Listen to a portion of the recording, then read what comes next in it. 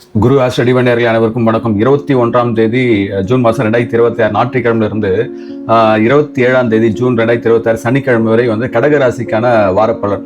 இது ஒரு பொது பலன் தான். கோச்சார் அடிப்படையில் சொல்லப்படுது. இது ஒரு 30% தான் பலனாக வெளிப்படும். மீதி உள்ள 70% பலன் உங்களுடைய பிறப்பு ஜாதகத்துல லக்ன அடிப்படையில் பார்க்கும்போது தான் முழு பலனை வெளிப்படுத்த முடியும். அதனால் கடகராசிக்காரர்களாக தாங்கள் இந்த பலன் ஒரு 30% பலனாக நீங்கள் இந்த வாரத்துக்கு எடுத்துக்கொள்ளலாம். இது நீங்க பொது பலனாக எடுத்துக்கொள்ளுங்கள். முழு பலன் தெரிந்து கொள்ள கீழே இருக்கும் வாட்ஸ்அப் எண்ணில் தொடர்பு கொள்ளுங்கள். உங்க பிறப்பு ஜாதக அடிப்படையில் சிறப்பான முறையில் பலன் பார்த்து தங்களுக்கு தெரிவிக்கப்படும். இந்த அடிப்படையில் இந்த வாரத்துக்கான கடகராசிக்கான வார பலன் எது போல இருக்கும் என்றால், உங்க ராசிலேயே ஜென்ம குருவும் சுக்கிரனும் புதனும் இணைக்கிறதுனால முகத்துல ஒரு விதமான தனி கலை இருக்கும். பேச்சில் ஒரு விதமான ஒரு ஈர்ப்பு இருக்கும். உங்களுடைய சிந்தனை செயல் எல்லாமே ஒரு நேர்மறை ஆற்றல் கொண்டே இருக்கும் இந்த வாரம் முழுவதும். இந்த வாரம் வளர்பிறை தான், தேய்பிறை கிடையாது. சந்திரன் 4, அதாவது சிம்மம், கன்னி, துலாம், விருச்சிகம் 4 இடத்துக்கு பயணிக்கின்றது. அதாவது உங்க கடகராசியிலிருந்து 2ஆம் வீடு, 3ஆம் வீடு, 4ஆம் வீடு, 5ஆம் வீடு இந்த இடத்துக்கெல்லாம் பயணிக்கிறதுனால இதை சார்ந்துதான் சந்திரனுடைய இடப்பெயர்வு சார்ந்துதான் இந்த வாரத்துக்கான பலன் நம்ம எடுத்து சொல்ல முடியும். அந்த அடிப்படையில் உங்க வீட்டுல இருந்து 2ஆம் வீட்டுல சிம்மத்துல சந்திரன் கேதுவுடன் இணைகின்றது. ஆல்ரெடி பார்த்தீங்கன்னா உங்க வீட்லயே குருவும் சுக்கிரனும் ஜூன் 2ஆம் தேதி உங்க வீட்டுக்கு குரு உச்ச குருவா வந்துடுச்சு. ஜூன் 8ஆம் தேதி சுக்கிரனும் வந்தது. இப்போ ஜூன் 22ஆம் தேதி புதனும் இணைகிறது. 3 கிரகங்கள் சுப கிரகங்கள் இறக்கிறதுனால அந்த பஞ்சமா மகா புருஷ யோகம் அந்த யோக அடிப்படையில் ஒரு அதிர்வு அலையை ஏற்படுத்தி கொடுக்கும். சுப கிரகங்கள் ஒரே வீட்டுல இணைவது சிறப்பு தான். ஒரு அபரிதமான வழிஞ்சு வர சந்தோஷத்தை கொடுக்கும். அந்த வழிஞ்சு வர சந்தோஷமே அதிகப்படியான இது பண்ணும்போது அது விரயத்தையும் கொடுக்கும். அளவுக்கு மீறிய சந்தோஷமும் ஒரு இதுவும் ஆபத்து தானே. ஆனா இந்த அளவுக்கு மீறிய சந்தோஷம் வரும்போது உங்களுடைய மதிநுட்பத்தால் அதை இது பண்ணிக்கணும். கரண்ட் லோடு அதிகமாக வந்தாங்கன்னா அது ஃபீஸ் போயிடும். ஆனா கரண்ட் இல்லைன்னு சொல்ல முடியாது. அதை நம்ம கரெக்டாக கண்ட்ரோல் பண்ணி அது நமக்கு தேவையானதை நம்ம எடுத்துக்கிறோம்ல. இதே போலதான் உங்க வீட்டில் இவ்வளவு சுபகிரகங்கள் இருக்கிறதுனால சந்தோஷத்துக்கு பஞ்சம் இருக்காது. ஆனா அந்த சந்தோஷத்தை உங்களுடைய மதிநுட்பத்தால கரெக்டா பயன்படுத்தி கொள்ளுங்கள். சூரியன் மிதுனத்துல உங்க வீட்டுல இருந்து 12ஆம் வீட்டுல இருக்கு. 11ஆம் வீட்டுல செவ்வாய் இருக்கு. நல்ல லாப செவ்வாயா தான் இருக்கு, வலிமையா இருக்கு. ராகுக்கு இதெல்லாம் 8ஆம் இடத்துல கும்பத்துல ராகு இருக்கு. கேது உங்க 2ஆம் வீட்லயே தன குடும்ப வாக்குஸ்தானத்துல. சனி 11ஆம் இடத்துல இருக்கின்றது. இதுதான் கடகராசியில கிரகங்கள் இருக்கும் இட தன்மை. சனி போன வருஷம் அது வருஷம்லாம் அஷ்டம சனி எல்லாம் போட்டு ரொம்ப பாதிப்பை உண்டாயிருக்கு. உங்களுக்கு இப்ப அஷ்டம சனி எல்லாம் கிடையாது. 9ஆம் இடத்துல பாகிஸ்தானத்துல தான் சனி இருக்கு. இது 9ஆம் இடத்துல சனி இருக்கிறதுனால தந்தை சார்ந்த விஷயங்கள் தான் கொஞ்சம் இன்டரப்ட் உண்டாக்கும். தந்தை சார்ந்த பூர்வீக சொத்துக்கள்லாம் கிடைக்கிற ஒரு தாமதம் ஏற்படும். தந்தை மகனுக்குள்ள ஒரு விதமான கருத்து பரிமாற்றம், ஆலோசனை விஷயங்கள்லாம் ஒரு தாமதத்தை உண்டாக்கும். தர்ம காரியங்கள்லாம் ஈடுபாடு அதிகரிக்கிறதா இருக்கும் 9ல சனி இருக்கும்போது. அதனால 9ஆம் இடத்துல பாகிஸ்தானில் சனி இருந்தால் பொதுவா கேந்திரத்தெல்லாம் பாவகிரகங்களும் திரிகோணத்துல 1, 5, 9 இடத்துல சுபகிரகங்கள் இருக்குன்னு சொல்லுவாங்க. ஆனா 9ஆம் இடத்துல பாகிஸ்தானத்துல சனி இருக்கிறதுனால பெரிதளவு கெடுதல் இல்லைனாலும் ஆனா அதோடைய சனியின் குணத்தை அது வெளிப்படுத்ததா இருக்கும். அதனால அதிர்ஷ்டத்தை நீங்க நம்பக்கூடாது. கடினமா உழைப்ப நம்பினாதான் அதுக்கான பலன் உங்களுக்கு கிடைக்கிறதா இருக்கும். அதாவது உங்களுடைய ஒர்க்ல முழு கான்சன்ட்ரேட் பண்ணி செஞ்சீங்கன்னா சனினால உங்களுக்கு எந்த விதமான பிரச்சனையும் கிடையாது. அதுக்கான பலன் உங்களுக்கு கிடைப்பதாக இருக்கும். இந்த அடிப்படையில் பார்த்தீங்கன்னா ஞாயிற்றுக்கிழமை 21 ஞாயிற்றுக்கிழமை பார்த்தீங்கன்னா சந்திரன் உங்க வீட்டுல இருந்து 2ஆம் இடத்துக்கு இடப்பெயர்வு ஏற்படுகிறது. அது கேதுவுடன் இணைக்கிறதால ஒரு விதமான கிரகண தோஷம் தான் இருந்தும் வளர்ப்பிறையா இருக்கிறதுனால ஒரு தெளிவான விஷயங்களுக்கு வெளிச்சம் பட்டுன்னு இருக்கு. ஆனா மன ரீதியான எடுக்கிற குழப்பங்கள் கொஞ்சம் சரியா இருக்குமா தவறா இருக்குமான்ற ஒரு சந்தேகம் இருந்து கொண்டு இருக்கும். அப்போ ஞாயிற்றுக்கிழமை சனிக்கிழமையே அது சிம்மத்துக்கு வந்துடும். ஞாயிற்றுக்கிழமையும் இருக்கிறதுனால அது சிம்மத்தின் கடைசி நட்சத்திரமான உத்திர நட்சத்திரத்தெல்லாம் இருக்கு. அது மதியானம் ஒரு 3 மணிக்கு மேலதான் அது கன்னிக்கு இடப்பெயர்வு ஏற்படுகிறது. இப்போ 3 மணி வரைக்கும் ஞாயிற்றுக்கிழமைக்கான பலன் எது மாதிரி இருக்குன்னா, அது கேதுவுடன் இருக்கிறதுனால போதி மட்டும் உங்க பேச்சில தனம் குடும்பாக 2ஆம் இடத்துல இருக்கிறதுனால பேச்சில கண்டிப்பா நிதான தேவை. 2வது சூரியனுடைய நட்சத்திரத்திலேயே உட்கார்றதுனால அறிவு ரீதியா நீங்க பேசுற பேச்சுகள்லாம் ரொம்ப கூடுதலா இருக்கும். அது கேதுவும் கூட இருக்கிறதுனால அது விலங்கத்தை கொண்டு போயிடும்.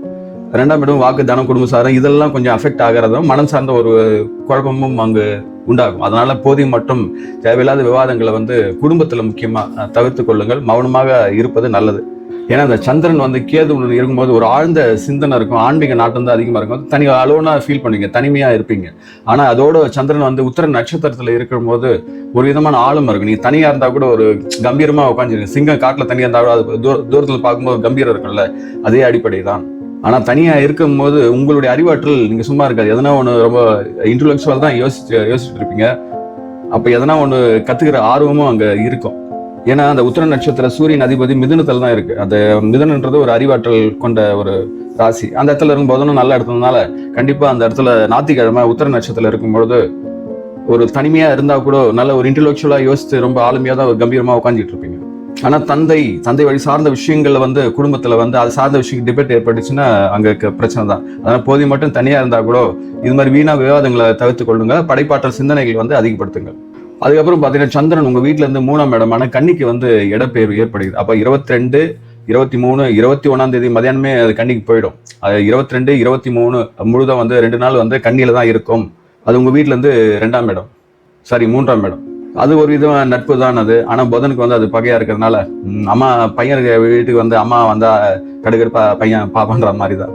ஏன்னா அந்த உத்திர நட்சத்திரம் 2, 3, 4 பாதத்திலே 22ஆம் தேதி இருக்கும்போது 21ஆம் தேதி மதியானத்துக்கு மேல இருந்த அந்த தன்மை அப்படியே தான் வெளிப்படுவதா இருக்கும். அந்த சூரியனின் தன்மை இருக்கும். அது அஸ்த நட்சத்திரத்துக்கு சந்திரன் வரும்போது அது சொந்த நட்சத்திரம் வரும்போது சிறப்பு தான். பொதுவாக 3ஆம் இடம் போது சகோதரர்கள் குறிக்கிற இடம். அதனால சகோதர வழி உறவு, அவர்கள் உதவி இதெல்லாம் கிடைக்க வாய்ப்பு இருக்கு. புதிய முயற்சிகள் திட்டங்கள்ல அந்த சூழல உங்களுக்கு மனதில் எண்ணங்கள் தோன்றுவதாக இருக்கும். ஏன்னா புதன் அந்த ராசிநாதன் புதனை குருவுடன் சுக்கிரனுடன் இருக்கிறதுனால அது 12ஆம் இடமா இருக்கிறதுனால இது மாதிரி சார்ந்த முதல் திட்டங்கள் சார்ந்த விஷயங்கள் உங்களுக்கு கண்டினியூயா தோன்றதா இருக்கும். அதுக்கான ஈடுபாடும் இருந்தும் அது சில நேரத்துல விரயமாகவும் கொண்டு செல்லும். அது சுப விரயமாக கூட எடுத்துக்கொள்ளலாம். உங்க ஜென்ம ராசிலேயே வர்றதுனால ஒரு சிறப்பு தான் அது. ஏன்னா புதன் உங்க ராசியில இருக்கிறதுனால ஒரு விதமா திக்பலம் தான் அது. புதனும் குருவும் ராசியில இருந்தால் அது திக்பலம் சொல்லுவாங்க. அதனால உங்களுக்கு 3ஆம் இடம் வரும்போது பல திட்டங்கள், செயல்பாடுகள், இதெல்லாம் புது முயற்சிகள், அறிவாற்று சிந்தனை எல்லாம் உங்களுடைய ஆலோசனை எல்லாமே சிறப்பா இருக்கும். சந்திரன் அஸ்த நட்சத்திரம் சொந்த நட்சத்திரத்துல இருக்கும்போது அது சொந்த நட்சத்திரம் அது கன்னி ராசியா இருக்கிறதுனால அது மனம்ன்றது ஒரு உணர்ச்சி படக்கூடியது. அங்க உணர்ச்சியை கடந்து அங்க புத்திசாலித்தனமாக செயல்படுறதா இருக்கும். எதையும் மேலோட்டும் பார்க்காம ஒரு ஆராய்ந்து பார்க்கிற தன்மை உங்களுக்கு வெளிப்படுவதாக இருக்கும். கண்டிப்பா அஸ்த நட்சத்திர சந்தம் இருக்கும்போது நல்ல வளர்பெறியா இருக்கும்போது மன உறுதிக்கு கொஞ்சம் கூட பஞ்சமே இருக்காது. நல்ல தைரியம் இருக்கும். அறிவால அதை சமநிலைப்படுத்துவீர்கள். என்ன மைனஸ்னா ஒரு சின்ன விஷயத்த கூட பெருசா அதை நினைச்சு கவலைப்படுற சூழல் இருக்கும். அது கன்னி வீடுன்றது அறிவாற்றல் கொண்ட வீடுன்றதுனால உணர்ச்சிகளை கடந்து ஒரு அறிவுத்தனமா யோசிக்கும் போது ரொம்ப அளவுக்கு மீறி போகும்போது சின்ன ஒரு அழுத்தம் உணர்வதா இருக்கும். இதயத்தை விட மூளைக்கு அதிகமான வேலை கொடுக்கறதா இருக்கும். அஸ்த நட்சத்திரத்துல இருக்கும்போது எப்பவுமே இதயம் தான் அன்பை வெளிப்படுத்தும். மூளை அறிவை வெளிப்படுத்தும். ஒரு கரார் தன்மையை வெளிப்படுத்தும். கட் அண்ட் ரைட்டா தன்மையை வெளிப்படுத்தும். அதனால சின்ன அந்த உறவுகளை அது பாதிக்காமல் பார்த்து கொள்ளுங்க. அதன் பிறகு அது சித்திர நட்சத்திரத்துக்கு செல்லும் போது செவ்வாயின் சித்திர நட்சத்திரத்துக்கு அது கன்னிக்கு புதனுக்கு எதிர்ப்பு தான். அது 11ஆம் வீட்டுல லாபஸ்தானத்துல இருக்கு, தனஸ்தானத்துல இருக்கிறதுனால வேகம், ஆற்றல் எல்லாம் மன ரீதியான வேகம், ஆற்றல் எல்லாம் அதிகரிக்கிறதா இருக்கும். தொழில் நிலையிலும் வேலை செய்யற சூழலும் அது ஏற்புடைய தன்மையா இருக்கும். மூத்த சகோதர வழிகளை உங்களுக்கு சிறு கலபரமா இருந்தாலும் அது ஒரு உதவிகரமா தான் இருக்கும். அந்த வேகம், ஆற்றல் அதிகம் எல்லாமே உடனே நடக்கணும்ன்றது எண்ணம் இருக்கும். அது மட்டும் கொஞ்சம் தவிர்த்து கொள்ளுங்க. இதுக்கப்புறம் பாத்தீங்கன்னா 24, 25, 26 அந்த 3 நாட்கள் பாத்தீங்கன்னா சந்திரன் துளாராசிக்கு இடம் பெயருது, 4ஆம் வீடு. அதனால வாகனம் சார்ந்த விஷயங்கள்லாம் சேர்க்கை அதிக இதுவா இருக்கும். பராமரிப்பு சார்ந்த வீடு பராமரிப்பு, தாயாரின் உடல்நிலை நல்லா சீரா இருக்கு. ஏன்னா துலாத்தின் அதிபதி சுக்கிரன் உங்க ராசியிலேயே குருவுடன் புதனுடன் இருக்கிறதுனால சிறப்பான நிலையை தான் ஏற்படுத்தி கொடுக்கும். அது சுக்கிரன் உங்க வீட்டுல இருந்து 7ஆம் இடமான மகரத்தை பார்க்கறதுனால கணவன் மனைவி உறவுலாம் அன்றைய நாள் பிரமாதமா இருக்கும். நல்ல சந்தோஷங்கள் ஏற்படுவதாக இருக்கும். 24, 25, 26 துலாத்துல சந்திரன் இருக்கும்போது நட்புகள் உறவும் பலப்படுவதா இருக்கும். தொழில் கூட்டமைப்பு சார்ந்த தொழில்கள்லாம் சிறப்புடையதாக இருக்கும். இதுக்கப்புறம் பாத்தீங்கன்னா 27 வார கடைசி நாளான சனிக்கிழமை பாத்தீங்கன்னா விருச்சிகத்துக்கு சந்திரன் இடப்பெயர்வு ஏற்படுகிறது. அது அனுஷ நட்சத்திரத்துல இருக்கும். அது உங்க வீட்டுல இருந்து 5ஆம் வீடு இருக்கு. 2வது குரு அந்த 5ஆம் வீடை பார்க்கறதுனால அறிவு ரீதியான முன்னேற்றம், பூர்வீக சொத்து விஷயம் சார்ந்ததெல்லாம் உங்களுக்கு சாதகமாக இருந்தும் அது அனுஷ நட்சத்திரத்தினால கொஞ்சம் காலதாமத்தை ஏற்படுத்தும். இருந்தும் குரு 9ஆம் பார்வையாக உங்க 9ஆம் வீட்டுல இருக்க சனியம் பார்க்கறதுனால அந்த தடை தாமதம் கூட சீக்கிரமா நிறைவேறதா இருக்கும், விலகுவதா இருக்கும். ஏன்னா அனுஷ நட்சத்திரத்துல சந்திரன் இருக்கும்போது மன ரீதியா பாத்தீங்கன்னா ஒரு முதிர்ச்சி வெளிப்படும், பொறுமை இருக்கும், ஆன்மீக தேடல், அது சார்ந்த சிந்தனைகள்லாம் இருப்பதா இருக்கும். விருச்சிக ராசியில சனிக்கிழமை இந்த உள்ளுணர்வு தன்மை அதிகரிக்கும் சந்திரன் விருச்சிகத்துல இருக்கும்போது. ஏன்னா சந்திரன் அங்க ஒரு மறைவு நீச்சம் ஆகிறது. அது நீச்சமாகி சனியின் நட்சத்திரத்தில் இருக்கும்போது உள்தேடுதல், உள்ளுணர்வு சார்ந்த விஷயங்கள் தான் அதிகமா ஈடுபாடு. அதனால இந்த ஆராய்ச்சி, ஜோதிடம், உளவியல் சார்ந்த விஷயங்கள்லாம் அப்போ அதிகமா வெளிவரதா இருக்கும். நீங்க சனிக்கிழமை கவனிங்க உங்க மனநிலைய.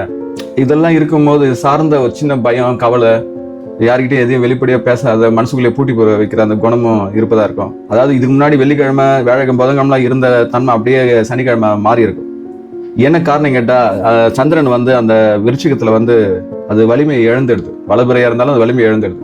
இருந்தும் பெருசாக பாதிப்பு இருக்காது. ஏன்னா குரு பார்வை 5ஆம் பார்வையாக இருக்கிறதுனால பெரிதளவு பாதிப்பு, குழப்பங்கள்லாம் பெரிதளவு இருக்காதுன்னு சொல்லலாம். ஆனால் அதோட தாக்கம் இருக்கும். எந்த ஒரு முடிவுமே சடனாக எடுக்கிறதோட ஒரு தயங்கி எடுக்கிற சூழல் இருக்கும். ஏன்னா சனியுடன் சந்திரன் இணையும் போது உறவுகள் ஒரு விதமான ஒரு கரார் தன்னை ஏற்படுத்தும். அதனால ஒரு சின்ன ஒரு தடைகள் இருக்கிறதா இருக்கும். அது கிரகத்தை அடிப்படையிலும் சரி, நட்சத்திர அடிப்படையில் சேரும் போது அந்த இது இருக்கும். அதனால சனிக்கிழமை உங்களுக்கு ஒரு விதமான அதுக்கு முன்னால் இருந்த அந்த இது இருக்காது, ஒரு சாதாரணமா இதுதான் இருக்கும். அதனால வந்து இந்த 24, 25, 26 பிரமாதமா நல்லா இருக்கும். 22ஆம் தேதியும் நல்லா இருக்கும். 22 வார இறுதி நாள் தான் கொஞ்சம் இதுவா இருக்கும். அது போது மட்டும் ஆன்மீக வழிபாடு, யோகா, தியானம் செய்து ஆலய வழிபாடு செய்து கடந்து செல்லுங்கள். அதனால இந்த கடக ராசிக்காரர்களுக்கு உச்சகுரு உங்க ராசியில இருந்து 5ஆம் வீடு, 7ஆம் வீடு, 9ஆம் வீடு பார்ப்பதனால கூடிய வந்து சுக்கிரனும் புதனும் இருக்கிறதுனால சிறப்பான வாரமாக தான் அமையும். அதனால் கடகராசியார் தங்கள் வாழ்வில் அனைத்து வளங்களும் பெற்று சிறப்புடன் வாழ எல்லாம் அந்த இறைசக்தியை நான் பிரார்த்திக்கின்றேன். இக்காணொலி உங்கள் ராசி கொண்டு நட்பு ஒரு பகிர்ந்து கொள்ளுங்கள். இதுவரை நம் சேனலுக்கு நீங்கள் சப்ஸ்கிரைப் செய்து கொள்ளுங்கள். தாங்களும் தங்கள் அன்பு குடும்பம் வாழ்க வளமுடன்.